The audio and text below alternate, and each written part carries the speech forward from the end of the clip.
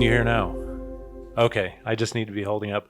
I didn't say anything, so it's just I'm just up here.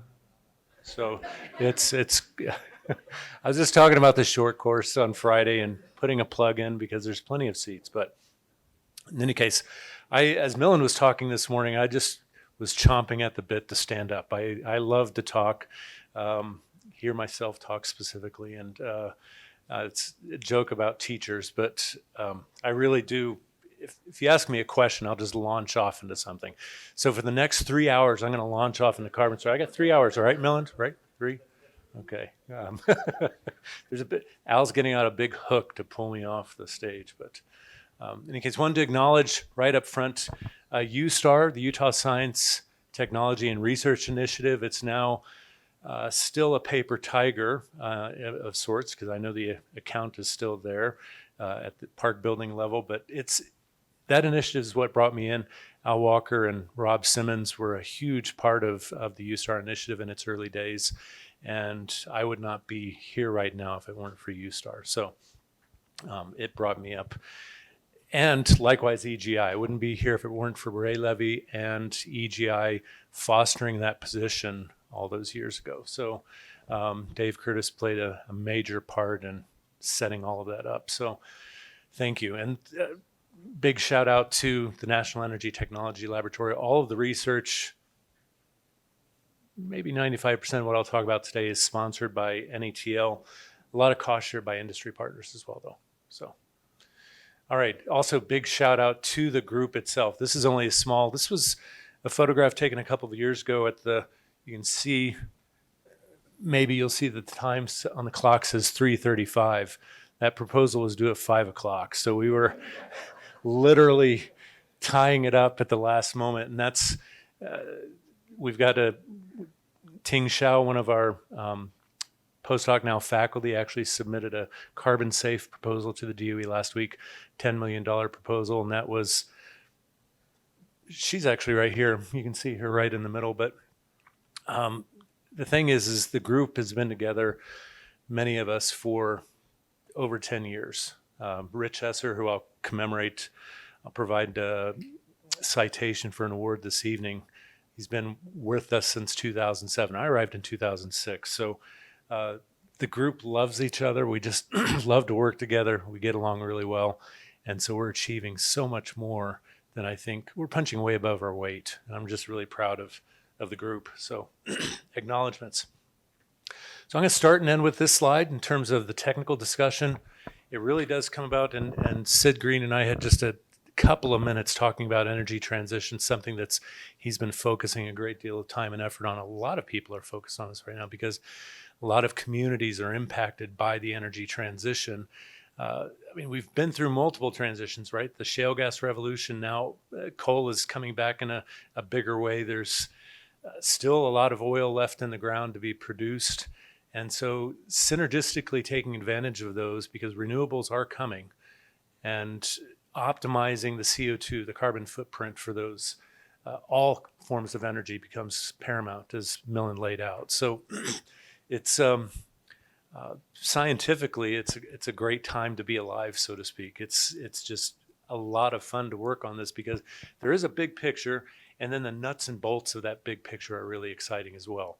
Because carbon dioxide is a really, really unique gas, and it just facilitates some really cool science. One of the bullet points that Millen had in his slides was it's like benefit technologies. I can't remember how he phrased it, but it's like Tang, the powdered orange juice that came out of the space program. There's a lot of technologies coming out of CO2 analysis not orange juice, but that are just making a real difference. Millen talked about the oil and geothermal. The common aspects are just really exciting. So we need to manage the societal impact because it's not necessarily balanced with respect to which communities can take advantage of these opportunities quickly. Okay, there's some issues still to be addressed because we're moving, much like everything in the information age, we're moving a lot faster than we really perhaps should. but it's needed because of climate change. That technology impact, assuring stability of the transition, gets back the huge focus, Justice 40 and National Science Foundation, Department of Energy, NIH, all of these federal agencies, and at the corporate level, a lot of focus on social justice and disadvantaged communities that need to be addressed so that the energy transition is stable. Adapting to a changing environment, that's just such a loaded bullet point. It applies to so many layers of what we're talking about today with respect to energy. And then really, there always will be some unavoidable damages that need to be addressed. So part of our scope of work is to help with that. I love these graphics because it ties that CO2 and oil picture together pretty well. You've got cumulative oil production in billions of barrels versus oil price. Okay, 2018 price, you're looking at $30 per ton for CO2, $75 per barrel oil. And these do track positively. And likewise, the cumulative CO2 left behind in reservoirs. Dr. Dev mentioned that we don't have any single million ton per year projects ongoing, but the Permian Basin as a whole is 30 million tons of CO2 going into the ground for EOR. At least that's the capacity of those pipelines coming down from McElmo Dome, 30 million tons per year. So most studies that have attempted to reconcile this have demonstrated that all of that CO2 stays behind. So it is net storage. It's recycled a lot before it's left behind, but it is left behind. So net sequestration does happen with that, but it's not in a single given project. Likewise, if we look at different CO2, here we are, different CO2 prices, $30 per ton in the green, $10 per ton in the upper line, and then $75 per ton in the lower plot. Looking at cumulative oil produced versus oil price, they're all monotonically increasing, of course, but when you start to look at that in terms of CO2 left behind in the reservoir, as price of oil goes up and CO2 goes up, then the amount of CO2 left behind is reduced. Okay, it's just not used as often when there's as much when CO2 price is higher. How this will be impacted by carbon taxes, carbon credits, it's still, we've got some fantastic people at EGI, and we're just delving into the economics of energy. And that's one of the more fascinating aspects that are going to be, okay. Motivation, energy and climate. We're too late to stop the 1.5 degrees C. We're pretty much already there. 2 degrees C global warming is taking place. It's on its way. Now, I don't even try to correlate CO2 concentration with warming. We just know that the causality between the two. That's still a hot issue. Sorry, it's still something that's discussed quite a lot. But the fact is, there is a correlation between carbon dioxide content, concentration, and warming, and removal is unavoidable. It needs to happen. It will happen. The Obama administration really loved to, as did the Trump administration, loved to promote that under their respective watches, carbon emissions went down. And that was really because of transition from coal to gas. And as we move back so it wasn't some magical wand that the White House waved. It was really market forces driving those changes. And how's that going to change as the coal usage increases again? And also, without 45Q in place, which I'll talk about, it's very possible that we'd be seeing a change in these trends with respect to, we're now on a good path. We're way up here, but this is a realistic projection just because of the natural market forces driving things, but also the technology forces that are driving the possibilities, including and especially, as Millen mentioned, direct air capture. All right, national goals. our approach at EGI, and again, my group is, our CO2 group here is just fabulous and love working together. We work closely with Joe Moore and Forge and John McLennan on unconventionals. We work with, starting to work with Cody Powell on smart grids, and Josh Shee and others on minerals, trying to make sure that we capitalize on all aspects. Dr. Panja, a really huge component of this SMART project that Millen mentioned. It's all these aspects are really critical. And then Dr. Edelman in the back of the room, we're focused on some longer term goals for direct imaging, real-time imaging of triaxial geomechanical tests. So it's all those aspects come together. We're trying to take the small scale technologies and the bigger picture goals and realize those together, again, for transitioning to carbon neutral economy, energy economy. Capturing CO2 is essential. Energy systems, really a lot of symbiosis between oil, gas, and geothermal, oil, gas, carbon storage, CO2, carbon storage, and geothermal. A lot of crossovers among the different projects. And it's that symbiosis which is going to drive that reduction in carbon footprint over time. And coupling commercial scale storage to direct air capture is essential. We've now got a really raging collaboration with Arizona State and Klaus Lackner and his group and their mechanical trees. And it's just a great time scientifically. And I'll talk more about some of these things. A SWOT, strength, weaknesses, opportunities, threats analysis, just a quick overview of SWOT for CO2 storage. The strengths is that through oil and gas, it's an existing proven technology. It's there, it's mature. And when we start working on carbon storage aspects, we're like, oh, okay, we know that. It's the broader systematic issues that really drive some of the novel movement. Vast amounts of CO2 near storage sites, and there's small scale, I'll just say this, that power plants are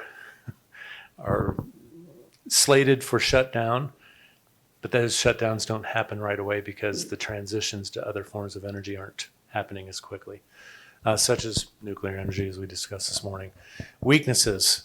The permitting duration for a Class 6 CO2 injection permit, 2 to 5 years. Utah now has a huge advantage over all other states because of legislation that Rob Simmons and Brooke Tucker and the governor's office worked with the legislature to develop and pass legislation this past session that establishes a framework for Class 6 primacy by the state itself, which will speed up the process, but also longer-term liability for CO2 injection. That's the huge aspect, and it's actually supported financially by the state, so it's backed. And then we're the only state that can say that because of Rob and his colleagues' efforts. So it's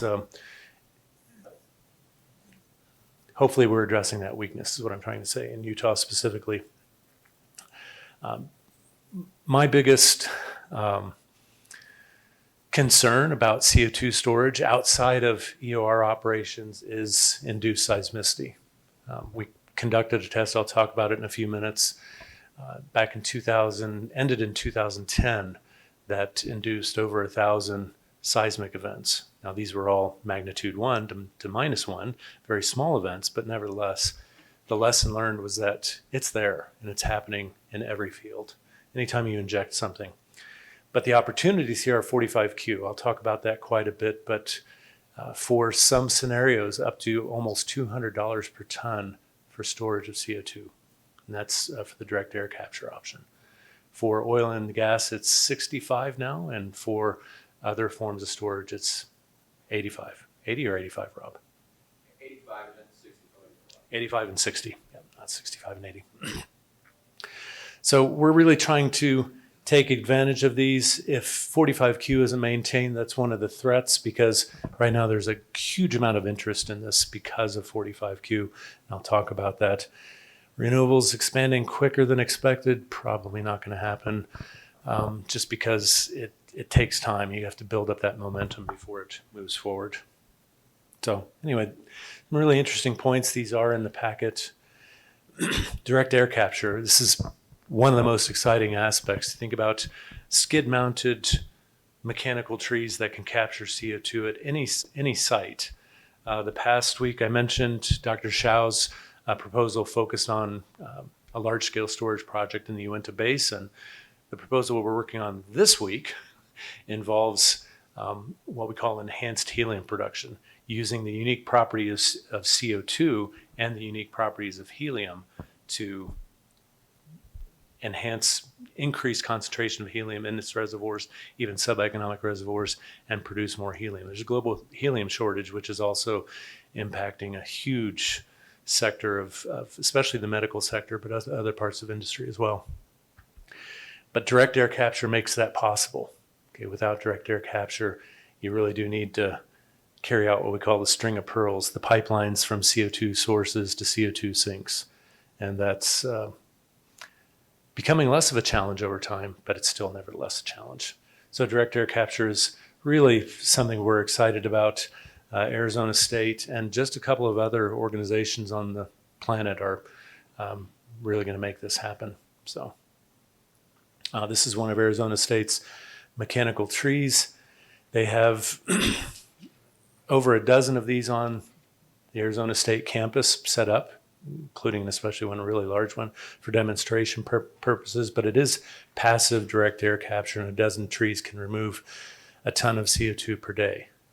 And that's, when you start to think about the mathematics of that, the potential is pretty enormous, because the capacity of this goes up every day as well, the capability rather. All right. So I'm going to talk about 3-4 specific projects. Mellon mentioned that we've been working on injection projects for over 20 years now, and we have one project, the Department of Energy sponsored Southwest Partnership on Carbon Sequestration. I was on sabbatical from New Mexico Institute of Mining and Technology in 2002. I set up in an office close to Dave Curtis's office, and I spent a year on sabbatical writing the proposal for this project at EGI. And then 4 years later, I moved to EGI. This project is still going, David. It's still ongoing. It will end July 31st of 2023 after 21 years. It's a fabulous project. I call it our crown jewel. Southwest Partnership is one of 7 regional partnerships established by DOE in 2002 to characterize and deploy small scale and deploy large scale CO2 storage opportunities and tests. So to characterize those opportunities and to actually carry them out.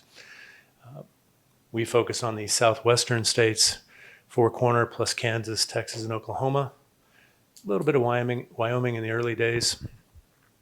This is what I like to call the string of pearls diagram. And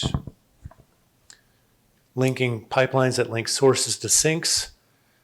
This single pipeline here from McElmo Dome, you can see that it splits off into the Paradox Basin, the Anna Field over here in southern Utah.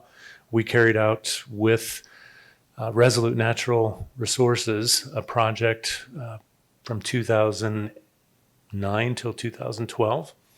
And the other split off of that pipeline goes down to Permian Basin, and one in particular is Sacrock, another project that we carried out simultaneously with the Aneth project, also a CO2 EOR project, and a third project on that pipeline, again, string to pearls, was in the Fruitland Coals of the San Juan Basin, so an ECBM project. I'll mention all these in a few minutes, but the yellow dots on this, yellow circles, are CO2 sources, size with respect to emission amount. The red are the pipelines, obviously, and then the black are the production zones, oil fields in particular. And the coloring of those actual oil fields are based on the distance. So again, we're always trying to synchronize distance from source to sink, because that means pipeline cost.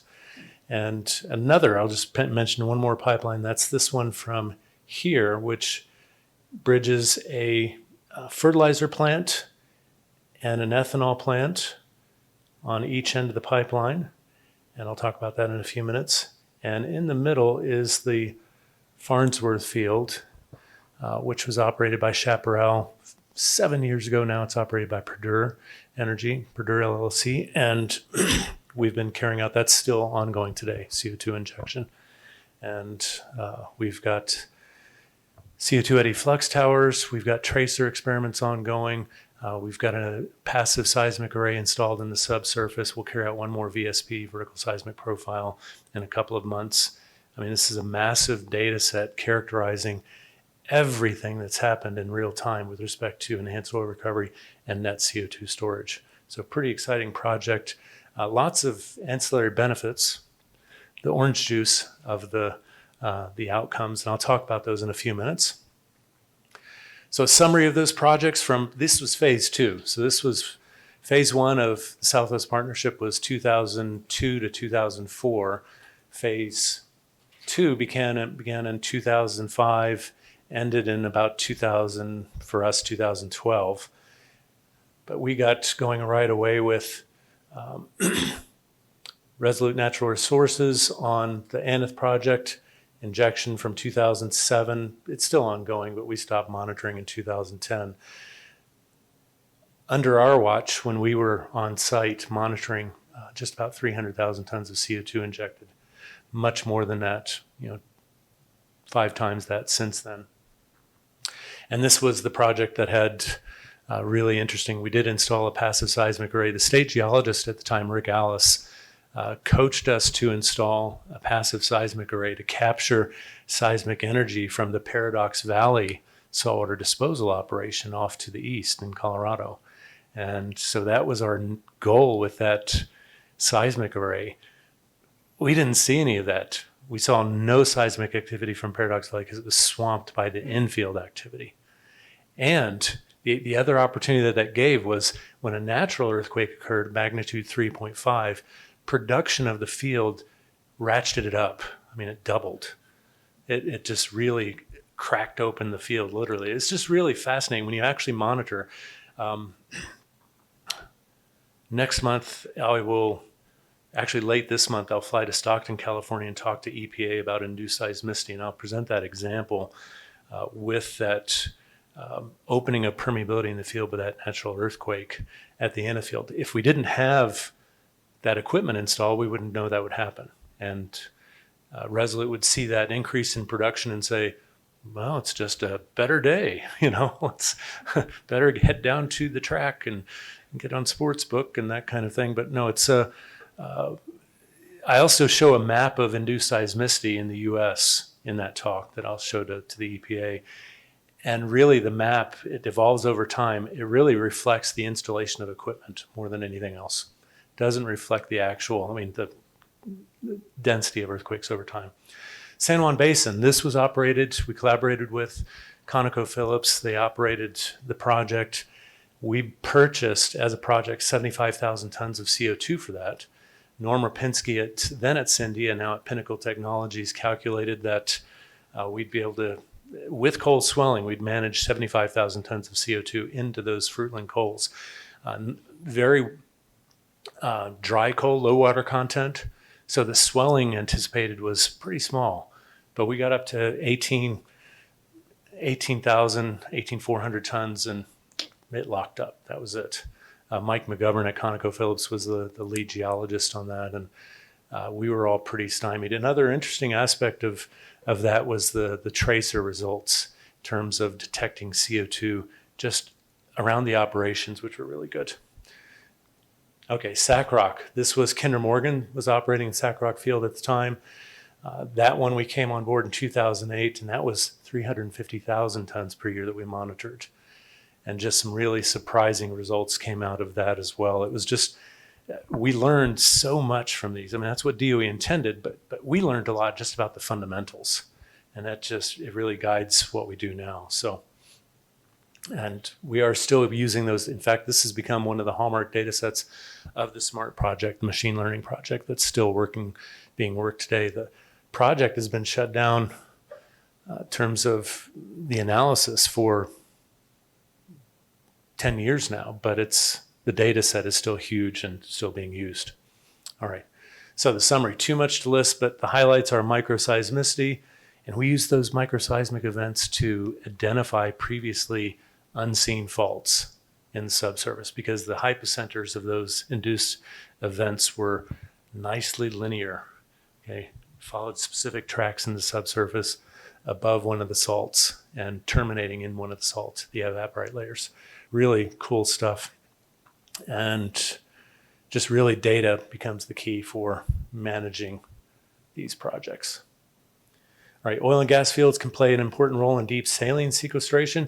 Specifically, Wheelove and Rob and I talk a huge amount about the possibility of a hybrid permitting approach where class 2, you can do this kind of on paper, manually, so to speak, but it'd be nice if it were automated to transition from a class 2 to a class 6 and inject in brine-bearing reservoirs below oil fields. The advantage of that is the oil field serves as a natural, it's just an ongoing in-place monitoring portal, right? Tag the CO2 with a novel isotope or some other benign tracer, and if you see that come up in any of the production streams, you know what's happening and where. So it's oil and gas fields. I'm a big fan of combining these for deep saline storage as well. The difficulty, though, is the geomechanics and the induced seismicity. And migration, I say CO2 diffusivity versus hydraulic diffusivity. You can make quick calculations of pressure movement for induced seismicity, for example, but you put CO2 in that and it really, really complicates that calculation. So anyway, some of the lessons that we learned. Phase 3 is now at Farnsworth. Again, that's a field operated. It's right on the border of Texas and Oklahoma, the Panhandle, and operated by Purdue. But most of our initial work was with Chaparral, who started the project, built the pipeline for that I showed earlier in 2010 timeframe. Thereabouts. So they invested about $1 million per mile to put in that pipeline, and it's paid off handsomely since then. So 1 million ton CO2 injection was the goal. That's been far exceeded. When oil production before the price change in 2008, 224,000 tons CO2 per year were going into the ground from those anthropogenic sources of CO2. Now it's down to about 110,000 tons per year, so not nearly as much. But we really learned a lot about optimization and risk assessment. And in fact, we're still, to this day, even last week, Dr. Ting Shao submitted a paper. She's the one who submitted the proposal last week, or led the submission of EGI's proposal, but she also submitted a paper on risk quantification and uncertainty with Nate Moody. Okay. Farnsworth Field discovered in 1955. Water saturation I usually have, but I noticed I didn't put in the plot of oil production versus primary production, secondary and tertiary production. But it's started off effectively low initial pressure and bubble point, and the original oil in place 120 million barrels, but just 60 million projected on the west side. And now we're getting at cumulative primary recovery about 14 million tons now, and secondary recovery close to 30 million tons. So it's the reserves in place are a little higher than what was projected just by the history now. It's located in active farmlands. You can see the distribution of wells.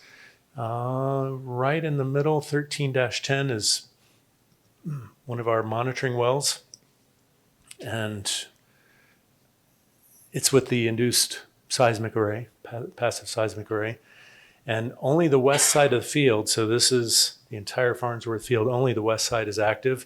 There are plenty of wells over here, but the colored dots are the ones that are producers and injectors.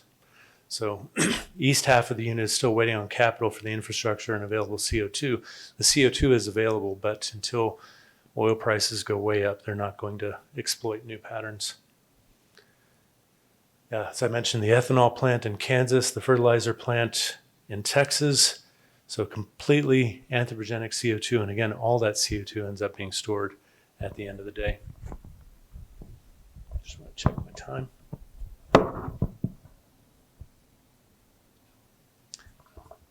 My smartwatch won't tell me what time it is.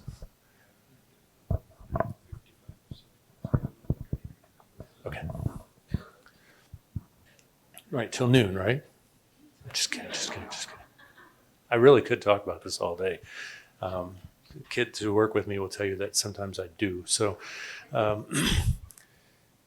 these patterns are ready to go.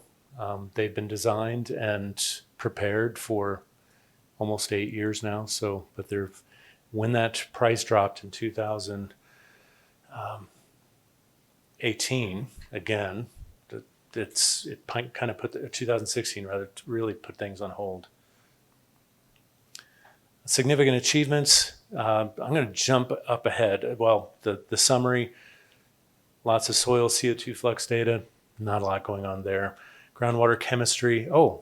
Dr. Shao, who I mentioned, she conducted a study of the potential for heavy metals release from the Ogallala groundwater. Ogallala is the largest drinking water reservoir in the U.S., and if CO2 were to leak up into that reservoir, what's the potential for heavy metal arsenic release?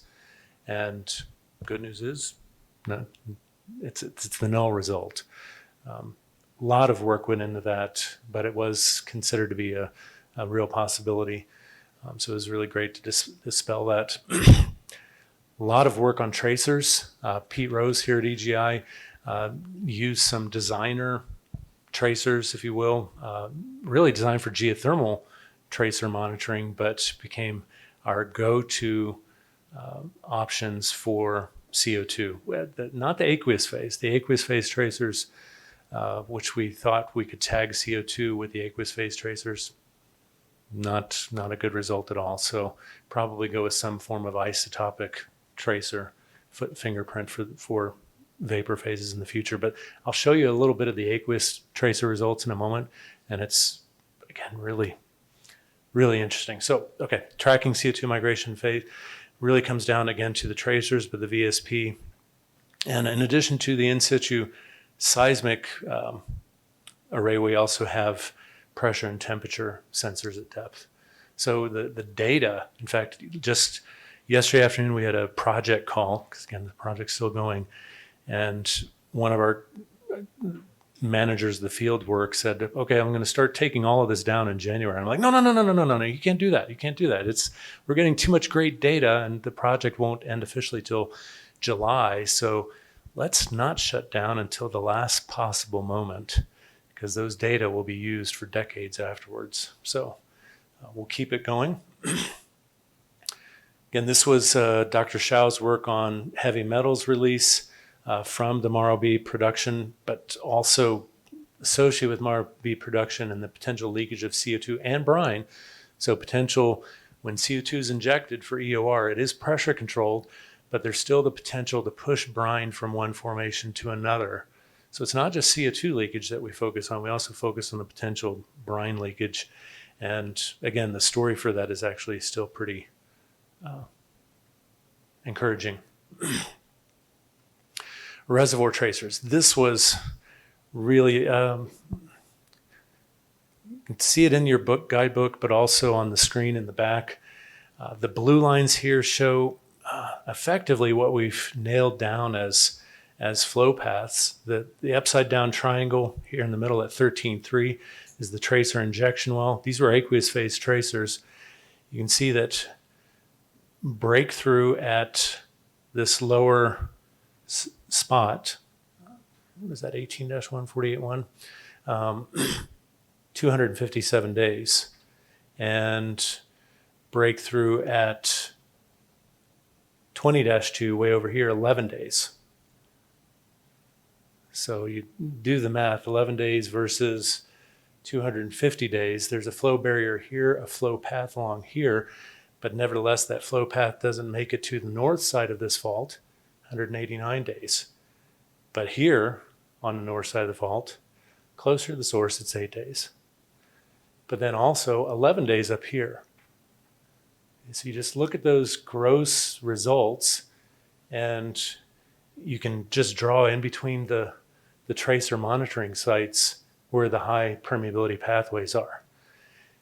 And we still have an ongoing argument with amongst the geologists in the project that is, I call these faults.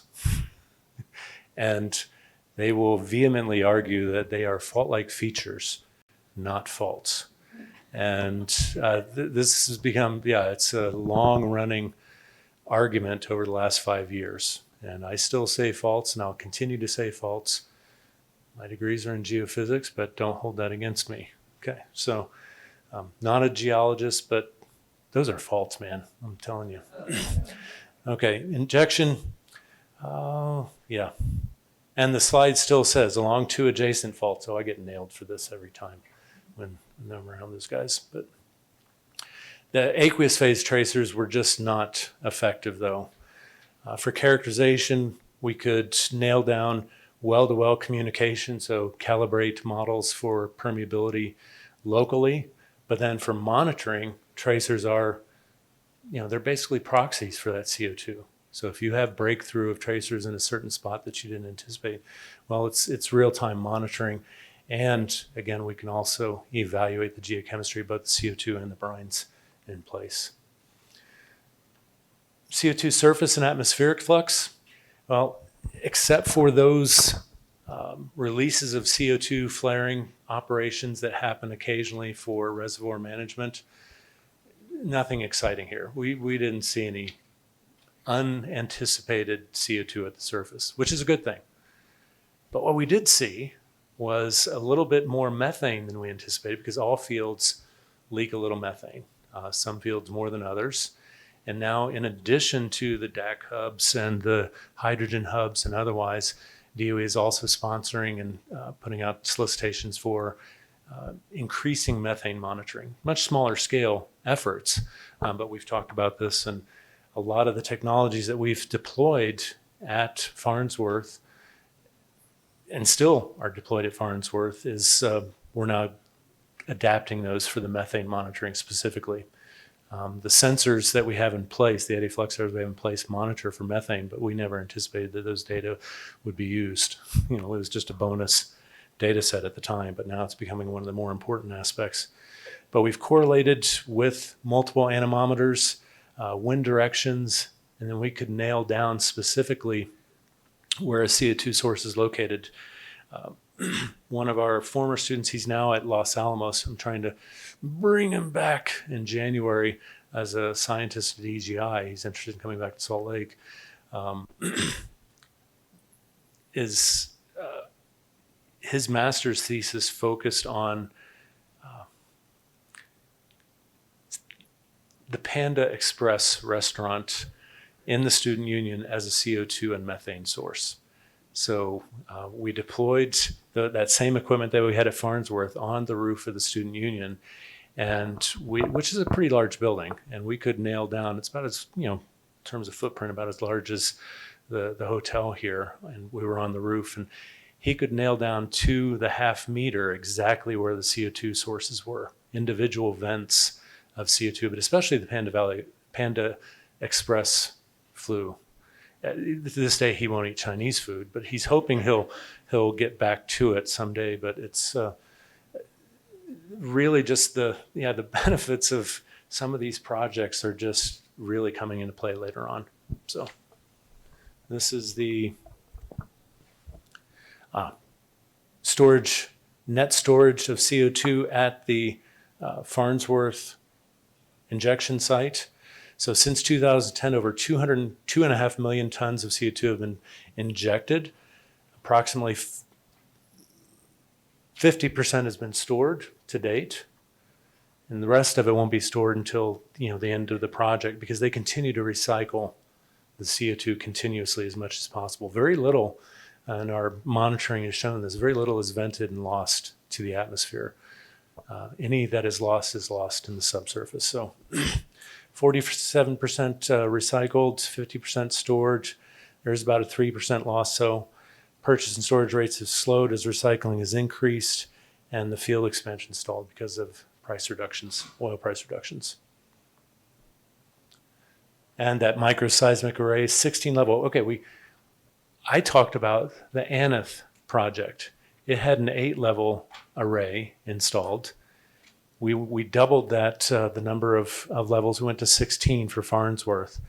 And so, of course, we're getting, and the seismometers are a little more higher quality, so we're getting probably 5 times the data at a much higher frequency. So the data set is huge. I mentioned that SACROC is still an ongoing favorite of the SMART project and other projects at DOE. This one, I think, will be one of the hallmark data sets as well, because we're getting so much out of it. So we're looking at both the CO2, but also, the characterization. We showed the tracers show the faults, but the passive seismic monitoring, which is monitoring, not imaging, but you can process the data to augment the imaging. We do have a 4th VSP survey coming up. Those faults, fault-like features, those high flow pathways still are not showing up on our best seismic arrays. So it's our best chance for identifying those faults are the tracers. Secondly would be if any induced seismic events were to be brought on. Problem with that, though, is these faults aren't evidently critically stressed. So that's why they're not exhibiting the same type of response. CUSP, Carbon Utilization Storage Partnership. It's the replacement for SWP. So 7 regional partnerships became 4 regional initiatives, and we expanded from the Southwest. We basically we asked the Montana Big Sky Partnership to fold with us in Southwest, and likewise what was the WestCarb Partnership in California. So now this is consisting of 14 states, and we're hoping this fall to bring on Hawaii, because we really need to visit Hawaii. We won't be able to visit Hawaii, but they can come here for sure. But it's we hope to be up to 15 states, but it's pretty soon. We just brought on literally Idaho National Laboratory. The university has brokered most favored research partner status with INL. So INL is now working with us officially on this project. This is taken over. And the goal of this is to take all of those national atlas data, all the data that we've gathered from projects, but also just from the consistent gathering of data. Much like I-CORDS, we've tried to gather as much CCS information, characterization data as possible for the entire region. And our challenge now is to stitch those data together and then characterize and rank the potential, the commercial readiness. So our end product of this project, if it does end, because it's looking like it's going to last a while, which is a good thing, will be readiness heat maps, if you will, for CCS. Okay, how ready is a site for storage? And then in Utah specifically, because of that legislation, Rob Simmons oversaw in the last legislative session, because of that, the next big idea that Rob has laid out, Rob is our director of the group. Next idea that he's laid out is the possibility of characterizing sites in advance. Okay, basically preparing Class 6 UIC permit materials in advance of any requests for projects to actually move forward, so that then that will streamline the permitting process even more. So really, CUSP is just really exciting in terms of a lot of grunt work, but it's well worth it. A lot of just in the trenches data analysis, but it's becoming so key to everything else that we're doing, including the other initiatives, the other funded projects at EGI. CUSP itself has 12 ongoing projects, a couple of small lab projects, but also one active project, and there'll be a B down here, which will be a second active project starting later this year. But the rest of this is field projects that are at the ready. So within the next 1 to 3 years, we'll begin injecting CO2. And that's driven by 45Q. I'll talk about 45Q in a couple moments. I'm going to first talk about well, 45Q is also driving this. This is the most unique CO2 storage project we've got so far. I'm hoping that the next unique one will be associated with hydrogen and helium, and or geothermal. CO2 is a working fluid, but probably the most interesting source we've got is a direct reduced iron processing plant near Cedar City. The plant doesn't exist yet. They've just gotten their air quality permits, which were supported by the application for storing CO2. Commercial scale carbon capture and storage near the Iron Mountain mine, that does exist. Utah Iron is the name of the company, located near Cedar City. Up to 500,000 tons of CO2 per year, generated and to be stored. Over 90% of that is planned. Potential storage formation is the Jurassic Navajo, and this would garner the $85 per ton credit. So 45Q will pay basically in whole for all of their costs.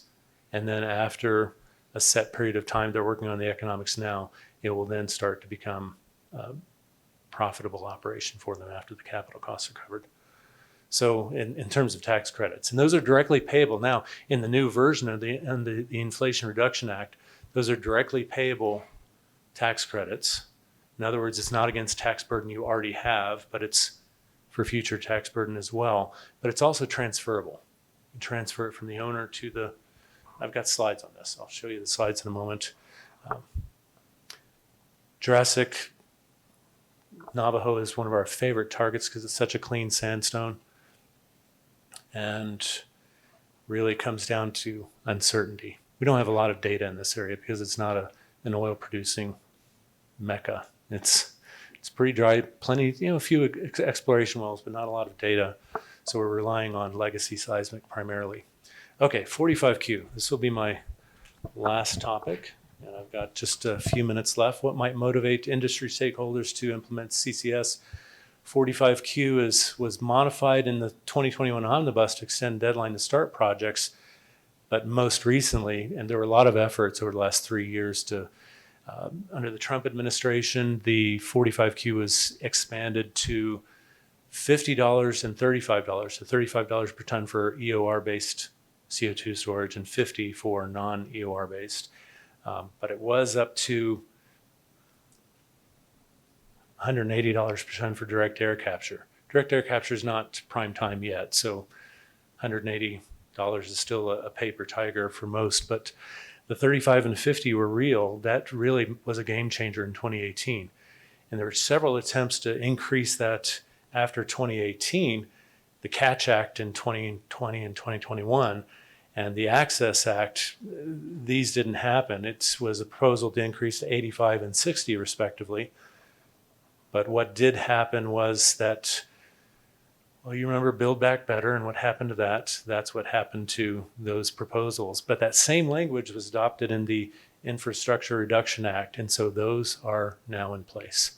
$60 for deep saline or EOR and $85 per ton for deep saline, and still $180 for direct air capture. So some really significant incentives for storing CO2.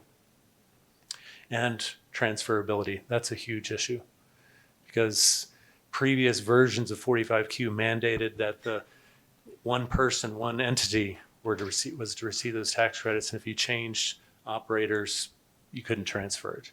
So it really hindered the decision making. A lot of people were even just, Right. I am going to close out and allow a few minutes for questions rather than fill my time entirely. I think I still have a few minutes left. And for me anyway, this is really exciting stuff. So, and I could talk about it till noon, but I won't. I'll take your questions instead.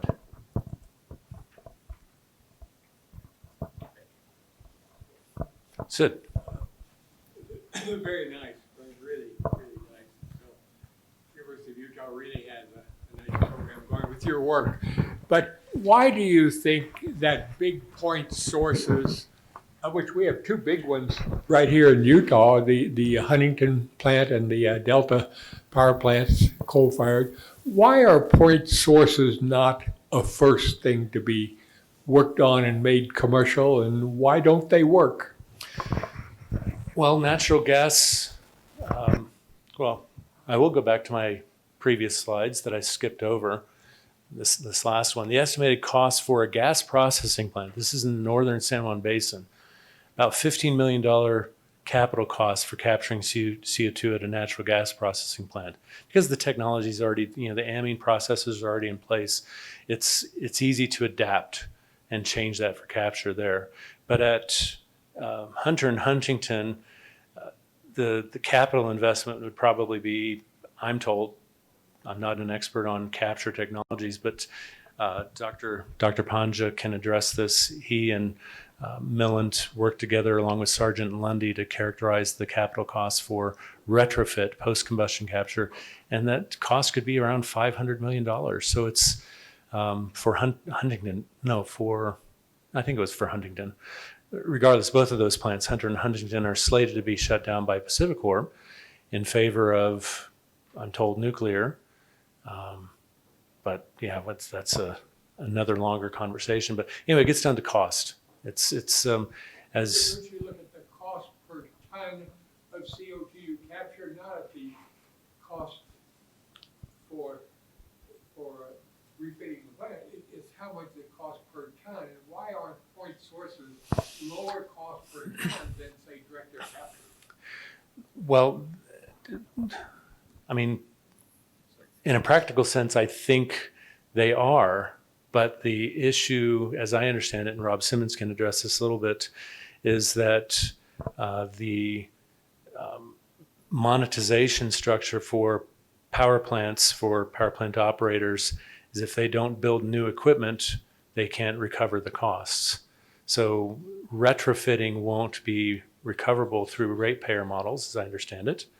And so the cost is on the ledger is much larger than it really is. Let me add to that, yeah. So we did particularly in the Hunter power plant, to capture 1 million tons, you would have to build a $1.3 billion capture facility. I mean, per ton it's still cheaper, but I think there is that initial, there is only one big, really big capture facility in the United States, that's the Petronova stuff in Houston.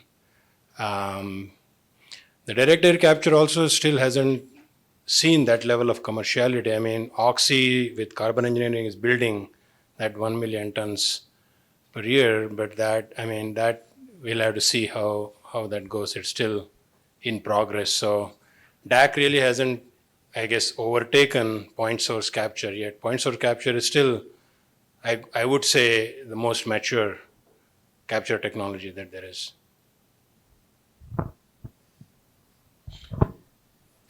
And Rob has had conversations with Deseret Power, the operators of the Bonanza plant in the Uinta Basin, and they are amenable, ostensibly, who knows what could change their minds later on, but they're amenable to considering NGCC and other different approaches, really changing that plant to accommodate continued operation. But PacifiCorp's not in that camp. So the cost is, prohibitive if they can't recover it. So, but you're right, on a per ton basis, it's the way to go. I'm of the opinion that we should go with nuclear energy, but that's that's just me. Thanks. So, great introduction and very good talk. Thank you. Thank you. My question kind of relies around, similar to oil and gas, a lot of what you do is decided upon your surface landowners. You have to have the landowners involved in this. And then the rights below the surface. What type of education do you think needs to move forward for the landowners to be comfortable with, CO2 injection on their property, direct air capture? I mean, these are some of the things I've seen. They're massive facilities that you're looking at putting on. So any comments on how we bring the public along? Yeah, it's actually probably one of the more significant, um, and none of the wording in the legislation is very specific because it's intended to be a bit malleable and adjustable, so to speak. But a huge part of the attention is focused on, well, right now the surface owner, so whoever owns the surface owner owns the pore space in, so it can be separate or decoupled, much like mineral rights can. But most people, I think, just landowners aren't aware. Oh, I own that pore space. They think it's part of the mineral rights, and it's not necessarily. It's probably decoupled. And so part of our plan, especially as we were to characterize in advance for UIC, is to actually hold workshops at AGI, public town halls, and otherwise webinars that would be recorded that will try to educate. You're right. A bigger audience should probably be targeted. We've been talking just about Utah because we're focused on the Utah framework, but the applicability to other states is probably, and portability is probably really significant. So it might be in our best interest to work with ConocoPhillips and other operators. In fact, I've got a call scheduled with Ben Lasaud later this week to kind of ensure that at least industry stakeholders have, I think they do, but the private landowners who they interact with aren't aware of these issues. So it's a great point. It is something that we were focused on for Utah specifically, but I think you're right, we should expand our reach.